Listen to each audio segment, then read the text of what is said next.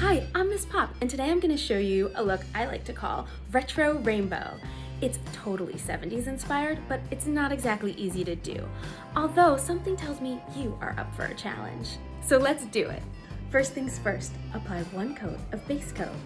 The next step is to apply 2 to 3 coats of a nude nail polish. Allow a couple minutes for your nails to dry before moving on to the art.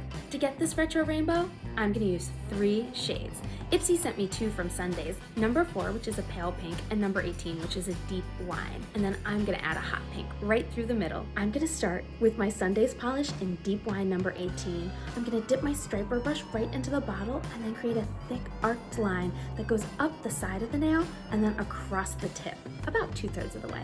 Don't sweat it if you get any polish on your skin. I would just remove it pretty quickly because dark colors tend to stain.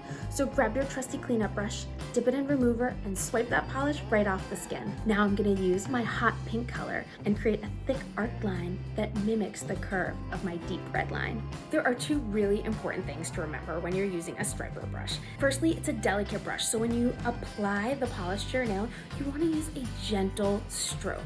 You don't want to apply too much pressure. And the second important thing to remember is don't load up your brush with polish. You actually want the polish to become one with the brush and look like the same shape. You don't want to see a bead or a clump of polish on the end of your striper.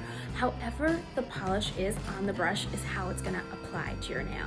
Now for the final color, I'm going to dip my striper brush into Sundays number 4, and I'm going to create that pale pink arch to finish my nail look. When you've completed your pale pink stripe, you should see about 1/3 of the nail still shows the nude polish.